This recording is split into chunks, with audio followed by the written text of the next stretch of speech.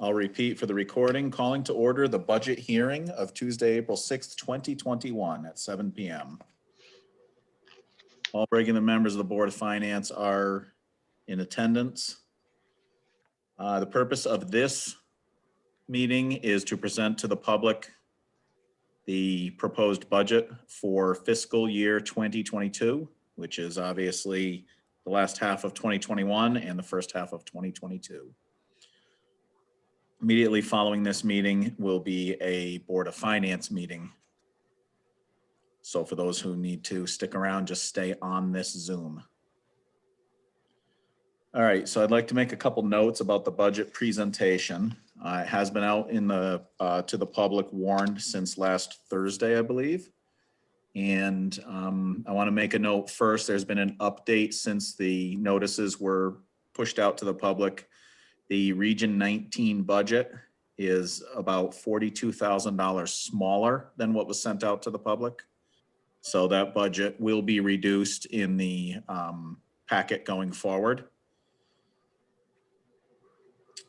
This process started in December, posting of the 2021 budget calendar, which was followed in January by a guidance letter sent from the Board of Finance.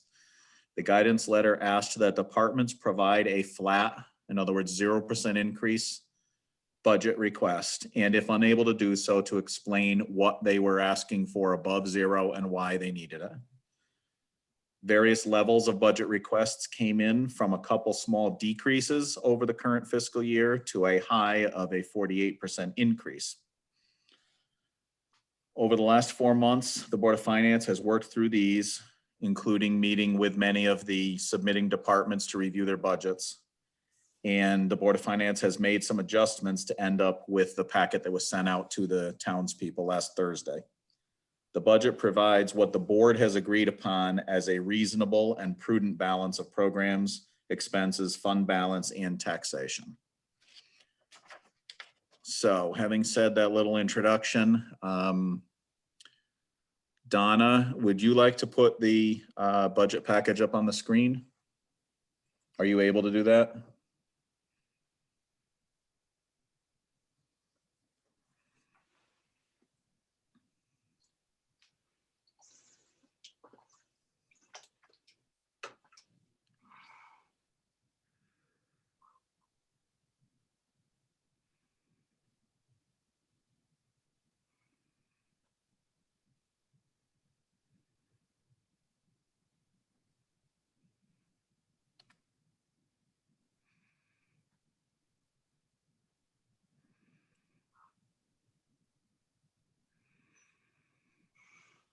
So this first page that people are seeing on Donna's screen is, as it says, the summary. It's a single page, which just gives a very brief overview of the main sections of the budget. Obviously, the upper sections are expenditures, as you can see in the title. Immediately following that is revenue. In other words, that's money coming in that's not coming in from taxes. The next section down, which is the next to last section, says to be raised by taxation.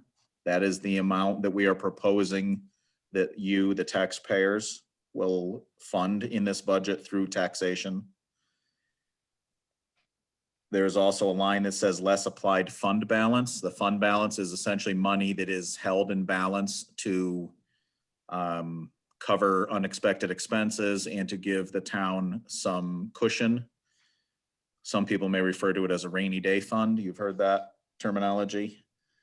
And each year we look at how much of that money is in there, which essentially means how much we've taxed you and how much of your money we're holding.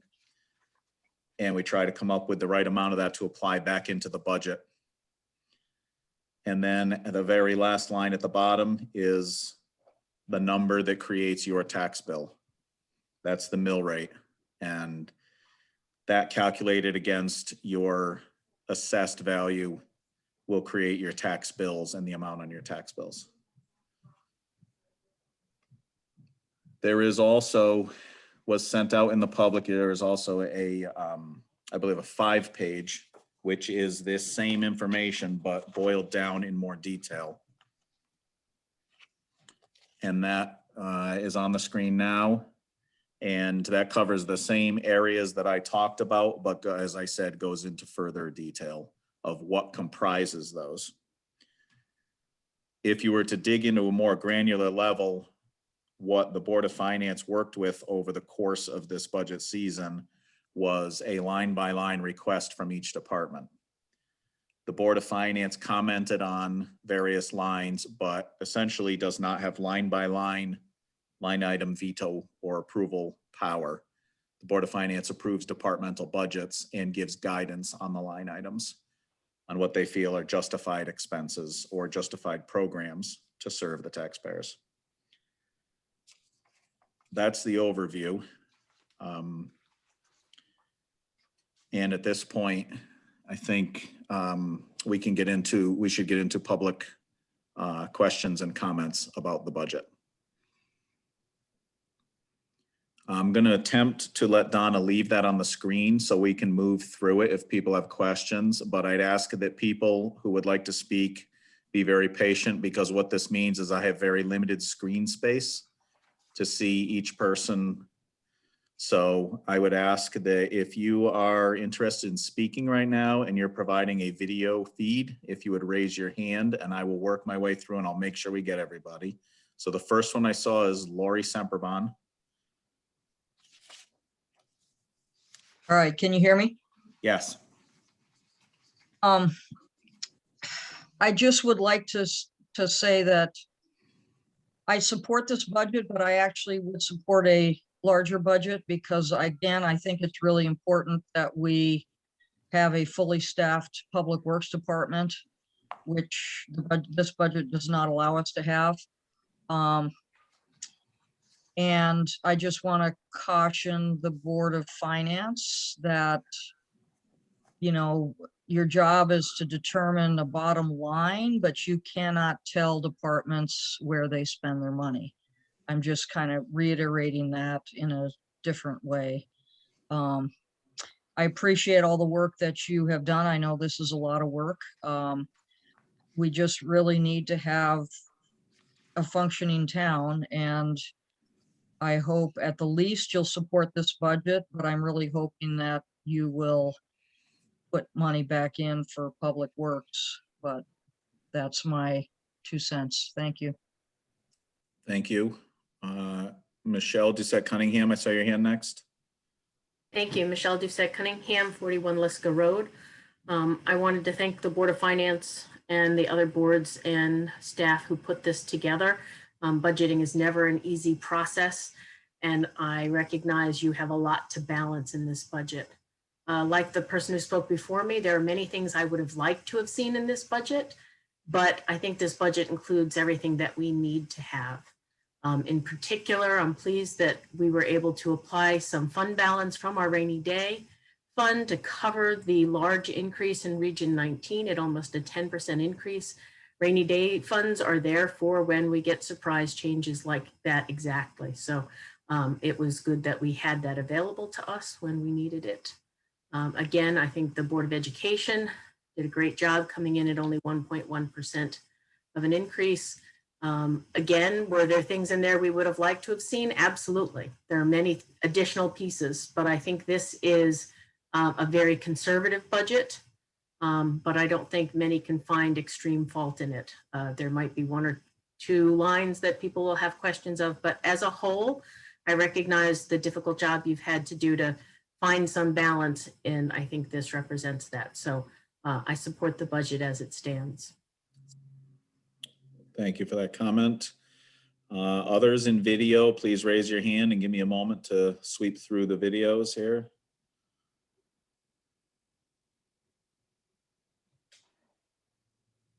Anybody else in video who would like to speak, please. Peter Latinchich. Peter Latinchich, 97 Trask Road. I'm pleased that we're having the public hearing. I'm disappointed that we all can't be in the old town hall. I hope that will change for next year. But I think the public hearing is a very important part of the process in our budget making, because it's when the townspeople get to have their say. And the Board of Finance has an opportunity, after working on this diligently for the past 6 months, to listen. So I'd like to share my comments and suggestions based on the outcome that you presented us with. As the chair stated, the process started with a budget guideline of a flat or zero increase, allowing for contractual increases, which seemed incredibly reasonable to me. I think to most townspeople, people get that the cost of things go up, as the chair has commented on in the past, particularly government always goes up. We all understand that. What followed, I think, changed the guideline process. And I think this is a problem that dates back to previous Board of Finances, where the budget is reduced to single line items. And as the chair just reviewed, each item is just voted on piecemeal. There's no sense of proportion, in these budgets. The dog fund is on the same level as the K-8 $9 million budget. Yay or nay to that increase? And I think going through that piecemeal process with the crescendo of special interests all defending their department, and God bless Erica, you're a passionate defender of your budget, and so on and so forth. You're all doing your jobs, and the townspeople appreciate that as well. Somehow in that process, the voice of the townspeople is lost. And what started out as a 0% increase with contractual increases become 4.3% increase in spending. And of course, that's what we're voting on. This is all about the expense side of the budget. And that is based on inflation rates I see nationally and in Connecticut, which are all in the 1.3 to 1.7% range. The increase in spending that we're talking about is double what would even call inflation. That would, I think, be a strange outcome in a normal budget year. This is not a normal budget year. We're in the midst of a pandemic. People have lost their jobs. People have lost their businesses. Most people have had zero increase or furlough decreases in their places of employment. And even people who haven't experienced that are seeing unnormal business levels where everything is more difficult in this pandemic. And somehow we got away from that. And I think it's largely this process where everything is viewed equally. I would suggest, following this meeting and the feedback from townspeople, when the board reviews the feedback and looks at this again, that the next steps be to look at the budget as a whole. And if you do, then you recognize, in fairness to the general government budget, that the bulk of our budget money is in K-8 and Region 19. Now, it sounds like there's already opportunity from what the chair just indicated with Region 19, so that's good news. I would suggest we pursue that further. In the K-8 area, the opportunity with that non-lapsing fund that was raised by one of your board members in the last meeting seems like a win-win, where the K-8 budget is not reduced at all, but a substantial portion of the 58% increase, which is staggering, in CIP, that could be reduced to help lower this increase. I would then take the next step after looking at outright opportunities in K-8 and Region 19 to look at the balance of the budget. And after applying anything found in those large areas, reduce the level of increased spending. No one's talking about any cuts. We know the budget's going up even in a pandemic. But bring it to a 2% increase level by prioritizing what you want to keep and reducing the other items, which is what people do. They establish priorities and then they shift funds accordingly.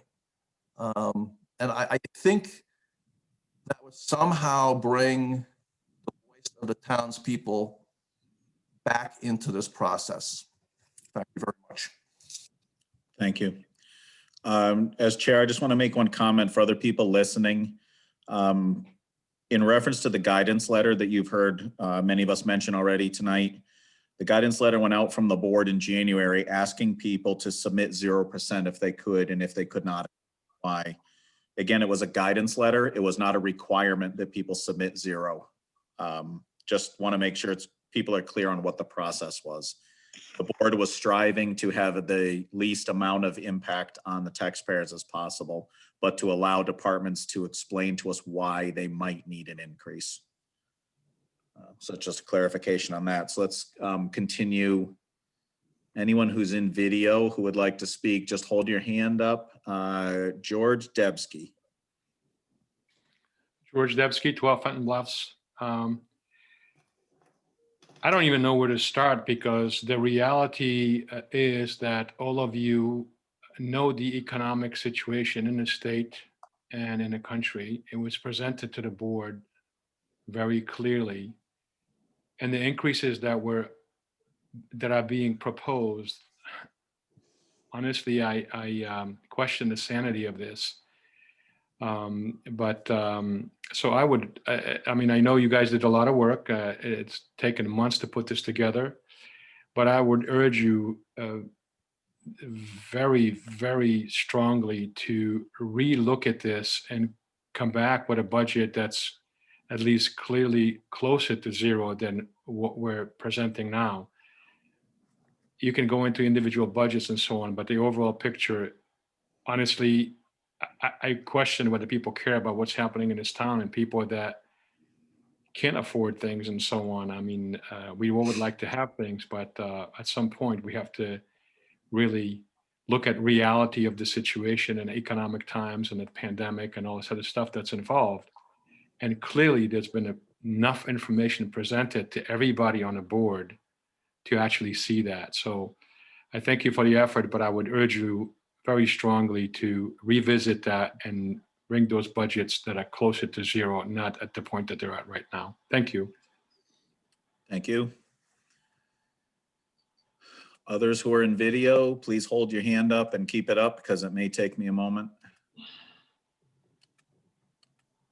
Mike, whenever you would like them, there are 2 emails that came into the meeting comments. I don't know if we want to do that at the end. Email address. Just remind me after we get the live people. Sure. Thank you. Okay, I'm not seeing anyone else in video raising their, okay, Mr. Bulick, yes. Hi, Jim Bulick, Laurel Drive. I'm also not in favor of our budget, the 4.3%. I'm talking specifically about the general government. I like to see it more in line with where inflation is running, the about 2% we see nationwide. If they're at Willington, I think people need to remember the demographics of our town has a large number of, we have citizens who are more poorer than most in Tolland County. And I think we need to be mindful of those people on fixed incomes.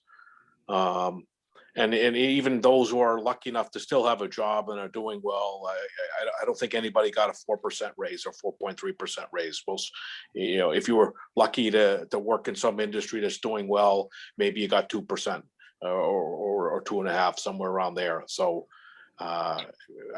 again, I'm speaking out against the increase in general government. I think everybody else worked really hard. I was very pleased to see the Board of Ed worked very hard on their budget. I think most people did work very hard on all their budgets, but just looking at big picture, it needs to be in line with inflation. Thank you. Thank you, Mr. Bulick. Anybody else in video? Hold your hand up. Donna Cook. Thank you. Actually wrote a letter I'd like to read, but before that, I just want to say, I know that the Board of Ed worked very, very hard to come in at the 1.1%. It was not an easy task, but I am thankful for that. So, dear Board of Finance, before I begin, I just want to let you know that this letter is on behalf of the Cook family and not from me as a member of the Board of Education. When I looked at the proposed budget, I grieved. How much longer can anyone afford to stay here? I've worked on many budgets. Budgets should not be made in a vacuum. You may or may not be aware of the following. According to the most recent information from February of 2021 from the Connecticut Department of Labor, Connecticut has an 8.5% unemployment rate. Please keep in mind that this does not reflect underemployed individuals or those who have given up seeking a job. Compared to February 2020, February 2021 wages have gone down and people are working more hours. In March of 2021, the Yankee Institute said that Connecticut has the second largest tax burden in the country. According to our own Wellington Youth and Family Services, about 1 in 4 of our students are eligible for reduced or free lunches. The number of family units visiting our food pantry in 2020 increased significantly, about 214% from 2019. And there has been increased demand for our fuel bank. Wellington has a higher poverty rate than both the county and the state. Our rate is 12.3% according to the CERC town profile of Wellington from 2019. And Wellington Youth and Family Services does not believe that rate has declined since then. The grand list for real estate is not growing. Many people in our town are facing the devastating financial and emotional consequences of dealing with crumbling foundations. The CERC town profile of Wellington from 2019 stated that there were 2,549 units and that 1,578 are owner occupied. That's 61.9%. The other 38.1% of our residents are renters. Of that 31.8%, approximately 57.3% are cost-burdened renters. I believe that means that they're struggling to pay their rent. It's a vicious cycle. Increased property taxes translate into increased rents. This means that more people have trouble paying their rent, and that's not good for the landlord either. When people have to choose between paying rent or feeding their kids, the rent usually loses. And as many of you probably know, there's been an increase in gas and grocery prices. I was told that the Board of Finance asked everyone submitting a budget to come in at a 0% increase. Well, that may not be possible in every situation. It looks like several departments totally ignored the request. I have the following questions and concerns. Has every line been looked at to purge wants and keep the needs? Is the increase in the grand list for motor vehicles of 3% just another increase on those in our community? Or did residents purchase $1.4 million of new vehicles? Does it really mean 7%, 3% from the motor vehicles and 4% from the overall? For lines 0221 and 0232, those are the ambulance grant and fire protection. First of all, I would like to thank those who serve in these departments. My personal experience with them has been very positive. When I compared the 2019-2020 budget numbers to those of Ashford, which was the most recent I could find, our costs are significantly higher. Why? It is my understanding that Wellington Ambulance Services Union How many calls does Wellington respond to in total? How many are for Union? Is there some sort of cost share with Union similar to Wellington's relationship with EO Smith? How often is it the amount billed to users of Wellington services reviewed and kept up with actual costs? Has a campaign when a household can make, an annual donation to the ambulance squad and the fire department ever been investigated? It's not uncommon in certain parts of Pennsylvania for households to make a donation, which would then entitle them to one free emergency visit if needed per year. And people donated a few $100s.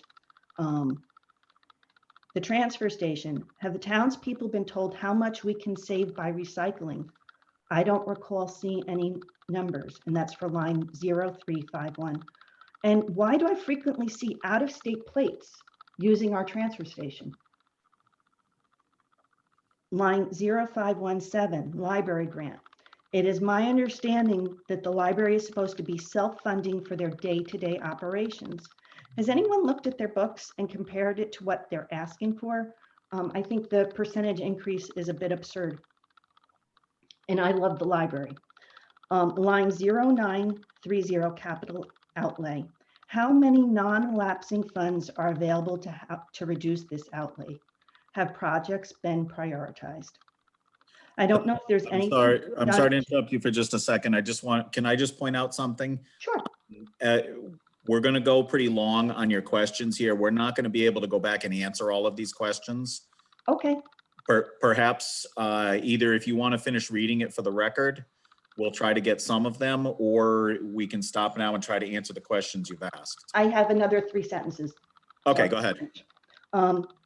I don't know if there's anything can be done to reduce Region 19 requests. We're still in a pandemic. They seem to be out of touch with what's going on in the region they serve. I pray you can come up with a better plan. Regards, Donica. Thank you.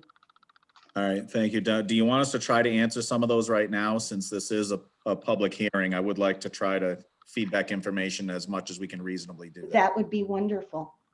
Okay, so I do remember I had written down the first question you asked was, has every line been looked at? Yes, every department was looked at and discussed over these last almost 4 months. So if you want to just quickly get to the next question, we'll try to answer them as quick as we reasonably can. Sure. The grand list, that 3% for motor vehicles. Is that an increase in the tax on people's motor vehicles? I don't know how to answer that. Do we have someone else on the board, or Erica maybe, who can give a quick answer to that question?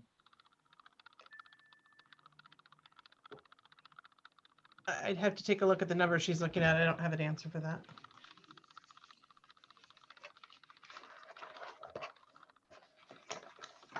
Yeah, I don't have a direct answer. The only thing I do know is that our assessor has been working very carefully to make sure that we're capturing everything that does belong being taxed. So I don't have a direct answer, but my guess is that part of it is additional items being added to the taxable list, as opposed to just an increase in tax on those individual vehicles.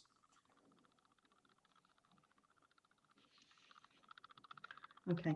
Then my next question was about the ambulance and fire department as far as services provided to Union. Right, so the Board of Finance did ask the Board of Selectmen to establish a conversation with the town of Union. And I am sure that is underway. It had to go to the Board of Selectmen meeting, get approved and all that. So I am sure that process will get underway to talk with the town of Union about the potential of a cost share. And I know that led to a question you had asked about, has the billing been reviewed to assure it covers costs? I do know from talking with Chief Moore when we were in the meeting talking about this specific budget that the rates set for billing are essentially governed by the state and Medicare and agencies like that. So the fire department does not have the ability to adjust the rate up to cover expenses. The fire department has to recover revenue based on guidelines. So then, and I'm making up these numbers, say it costs $500 per run, and they're only allowed to bill $250.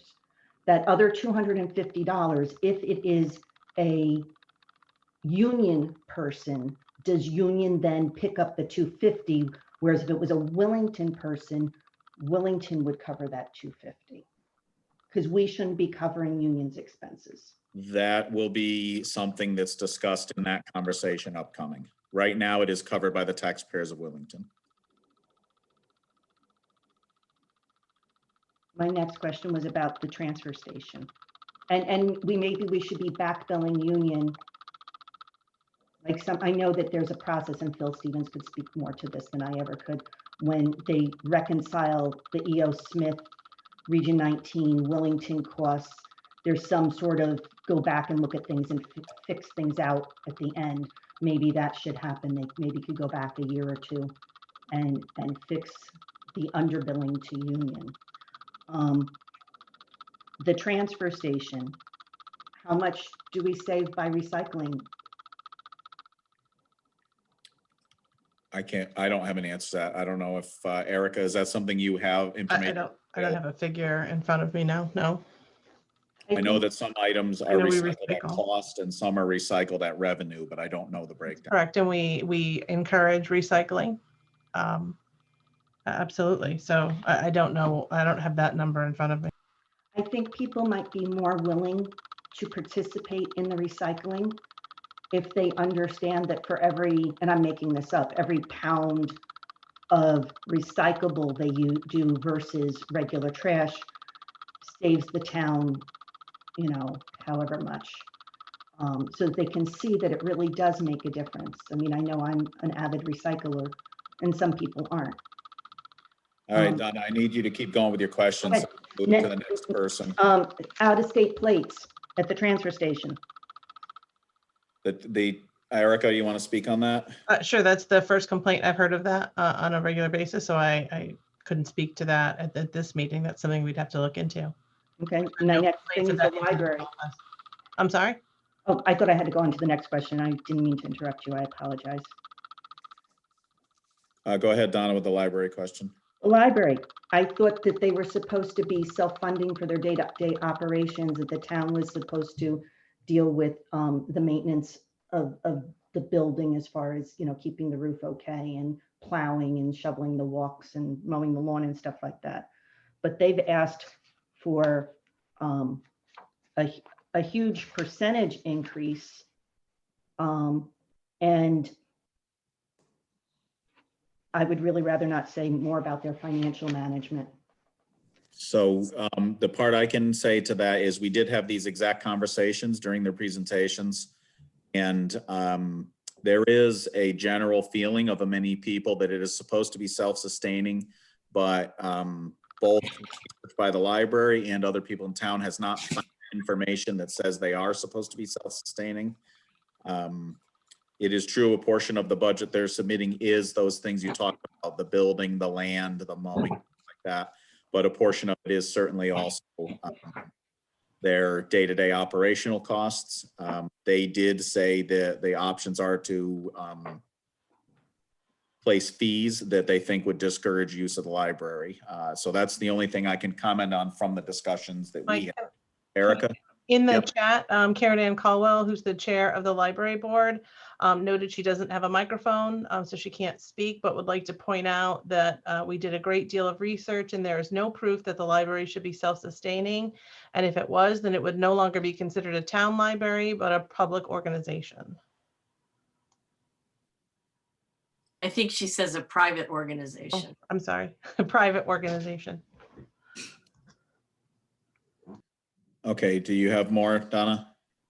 And then I asked about how many non-lapsing funds are available. I don't know what groups in town may or may not have them. I The know one only- of them exists. The only non-specifically named non-lapsing fund that I'm aware of, and Donna can help confirm this, is the Education Non-Lapsing Fund, which was discussed a little bit as we finalized this budget. And then I asked about projects that specifically the capital expenditures being prioritized. Yes, capital took a big hit last year in what is the current fiscal year. because of COVID, it was essentially pulled back to just cover the absolute bare necessities, mostly things that were already committed, and then a few other things. So then there's a jump coming into this year to bring it back up, and the capital improvement plan group offered their proposal to the selectmen, who then sent it forward to the Board of Finance, that brings it back up and increases the spending on capital with the intention to maintain infrastructure that people felt was necessary to keep the town moving. That's the only thing I have to add on that. I'm not sure if that answers your question completely. Thank you very much for your time. Okay. Before we let Donna go, just any other board members, do you have a comment on any of the things? Just because I answered all of Donna's questions pretty much.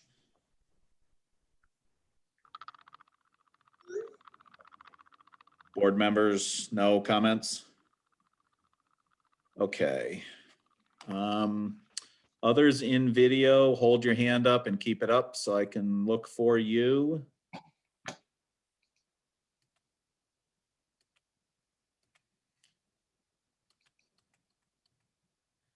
Okay, I don't believe I see anyone else raising hands in video. So those who are not in video, if you are providing a blank video screen or are on phone, if you would like to unmute and call out your name, we will sort through you and give you each a chance.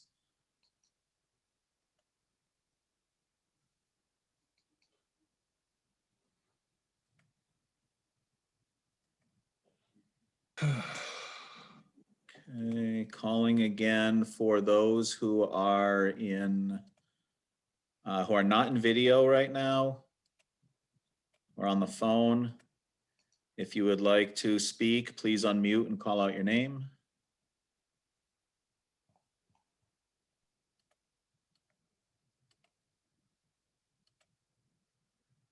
Okay, we'll go back to Pete Latinchich. Go ahead. I hope everyone's spoken as I'm speaking a second time. So I want to be clear that I don't want to take anyone's opportunity. That's why I recognized you, because I don't see anyone else clamoring for your spot, so. Okay. I generally don't like to focus on specific budget line items. I prefer the board act as a whole on the budget.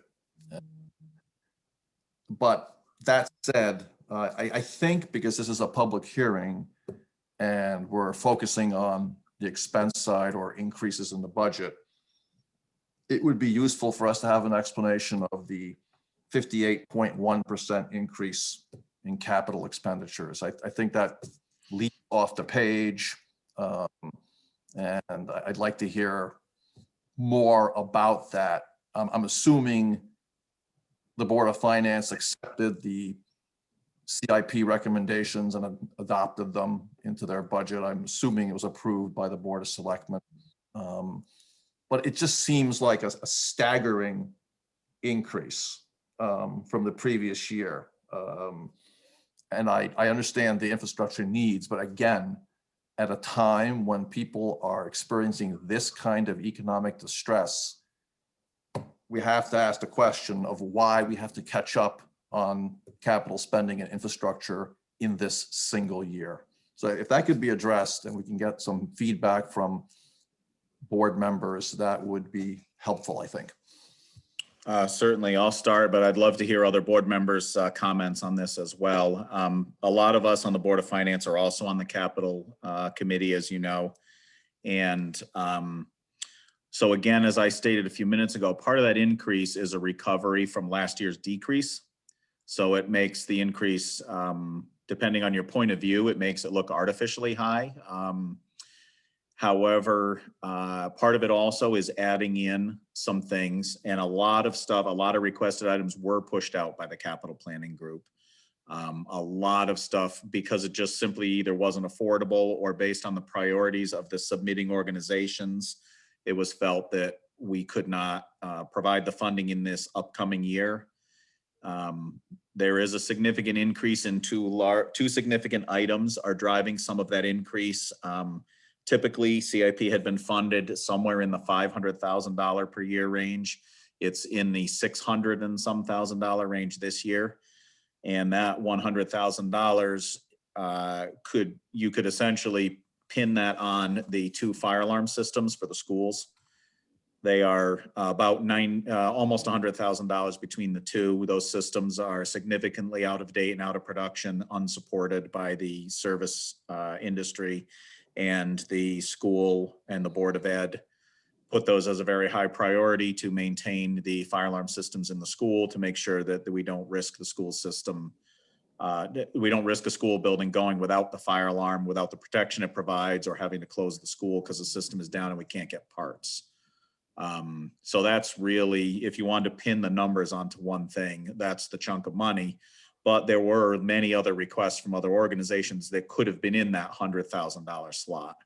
The feeling of the group was that we have no choice but to fund some amount of capital outlay to keep infrastructure going. And if we don't, we simply, as the saying goes, kick the can down the road and end up with larger and larger and larger expenses as either inflation or the wear and tear or damage further deteriorates items. So that's how I see what was done. And yes, to your comment, it was then sent to the Board of Selectmen, and then it came to the Board of Finance. And in the final throes of the budget, the Board of Finance did actually cut a little more out of that capital budget. Although it wasn't in capital outlay, I think it was more in the expenses tied directly to Public Works. So, and I think that would have come out of the Public Works budget as opposed to out of capital outlay. Does that answer your questions, Peter? Not fully. I'd like to add to the question, if I may, because historically, the amount the town sets aside each year for capital expenditures was linked to growth in the grand list. And I think most townspeople understand that. If the grand list grows, then CIP or the capital expenses can grow. It's kind of like your household budget. Your income goes up and perhaps you can afford a new car or go to Disneyland. But your own board presented to us that our grand list is flat. Actually, it looks like it's shrinking slightly. So I'm not, like most townspeople, understanding how we can increase capital spending so much without growth in our grand list. So if you or other board members could speak to that as well, I would appreciate that. And I think most townspeople would. If you look at past years, grand list has varied when the 550 some or 500 some thousand in capital has stayed the same. So it has not always followed the grand list exactly. Steph Summers, I saw you raising your hand. Do you want to? Yeah, that's the point I was going to make. Even before we were in a pandemic and had the sharp decrease in capital spending last year in the final throes of the budget, CIP's been talking about it for years, and at one point passed an initiative to start incrementally growing the amount in the capital budget on the premise that the capital spending was lagging behind the rest of the town spending, because it was kind of a flat amount figured in, and it was not, there was no correction for inflation or anything else to have it sort of just reasonably grow every year over year. And that had been going on enough years that there was a stranglehold on the spending in capital because of our vehicle leasing needs and other things, but mostly that we're kind of creating this system where we didn't have really much left at all to deal with short-term problems, and certainly not long-term problems like some of the road problems and on Village Hill and Schofield and Liska and other longer term projects that have been on the plan, for decades, not just a 5-year delay, but decades being addressed. So I think we were looking for ways to have the capital spending be more in sync with what the town's needs are, and be able to address some of these things that just keep coming back and coming back that we've been unable to even start on. So that I know from being on CIP that I think that discussion arose three budget years ago, I think. So this is not necessarily a new concern.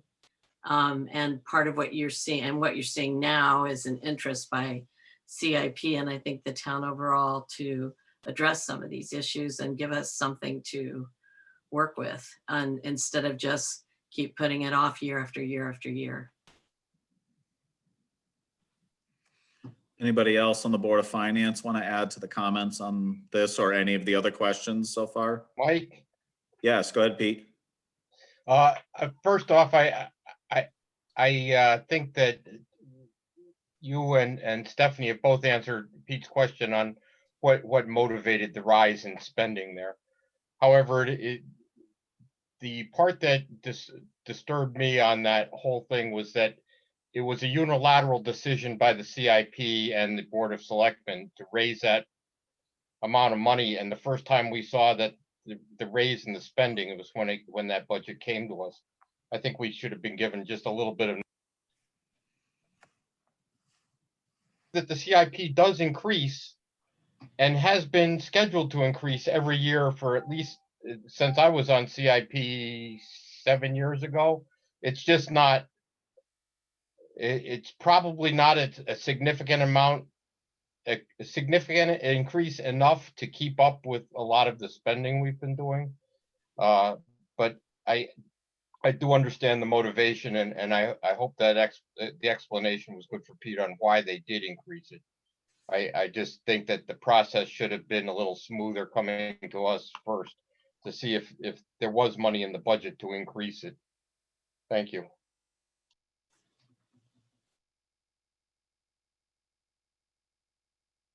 Thank you, Pete. Other board members?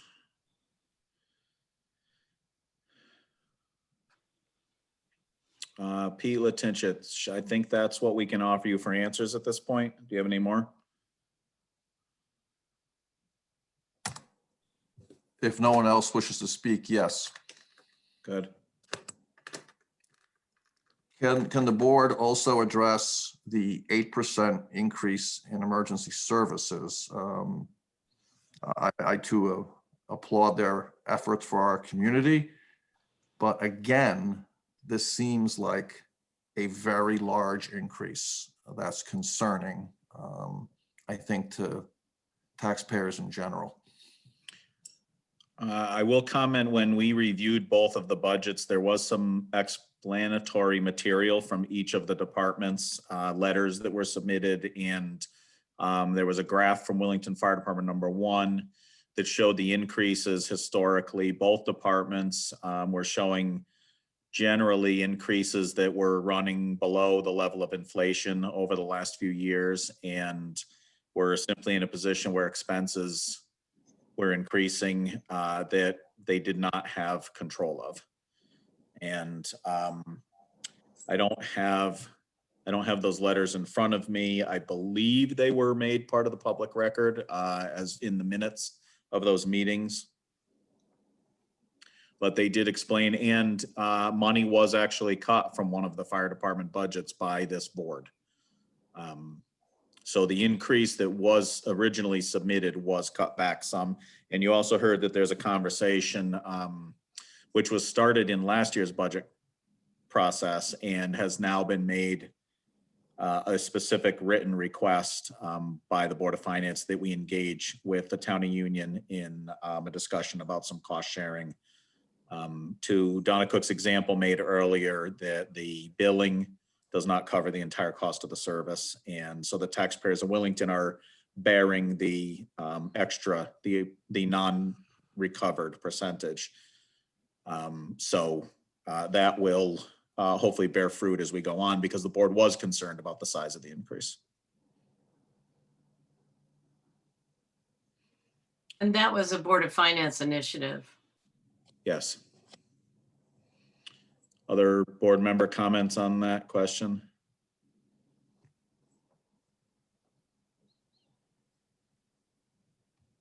Okay.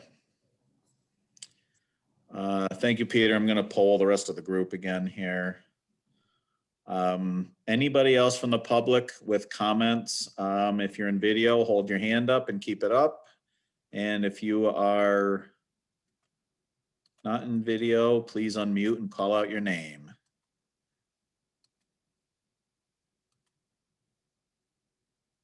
Is anyone seeing anyone that I'm missing? I'm scrolling through all the screens.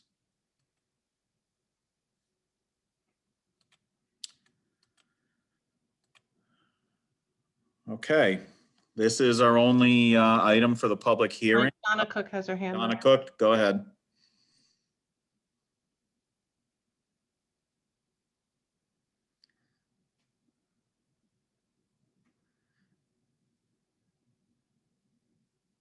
I can see her trying to unmute. Did that unmute me? Yep, you got it. Sorry, my mouse wasn't working, fortunately. When do you think there'll be answers to the increase in the motor vehicle tax, whether it is a rate increase or new vehicles added to the grand list?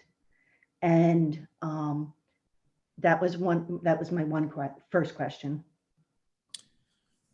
We can, you submitted the letter with that question, right? Or you will submit the letter? I emailed it. Okay. Yeah, it's one of the ones that I have. Okay, so Marissa has it. We will see if we can pursue an answer to that after this meeting. Obviously, we'll have to reach out to the assessor. Okay, to- and then the other questions that I had that you weren't able to answer, they're all in the letter, so you'll know what was answered and what wasn't. Okay, Thank you. thank you. Mike, if I understand her question, we don't tax the vehicles on a separate mill rate.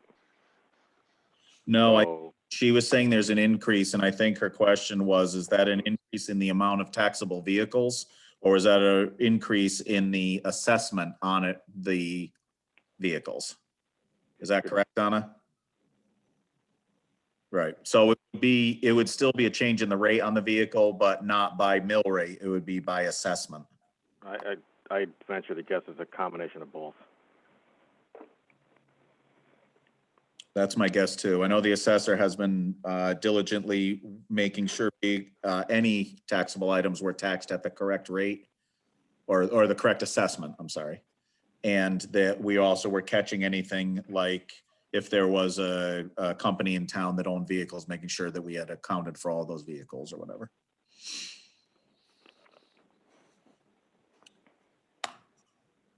Okay. Anybody else? Speak up now.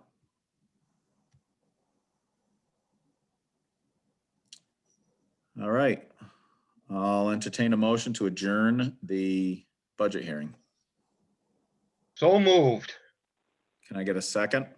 Second, Second, Okay, I'd like to do this. I'd like to call this vote out, especially since we're going right into another meeting. So Marissa, can you call the vote for the motion to adjourn? Christina, Yes. Jeff, yes. Matt, Yes. Stephanie, yes. Pete, Yes. Mike. Yes. That's 6 yes, the motion passes. Okay, so anyone who wants to stay for the Board of Finance meeting, just stay on Zoom, please. We'll wait a couple minutes and then we'll call to order. Thank you for everyone who participated in the hearing.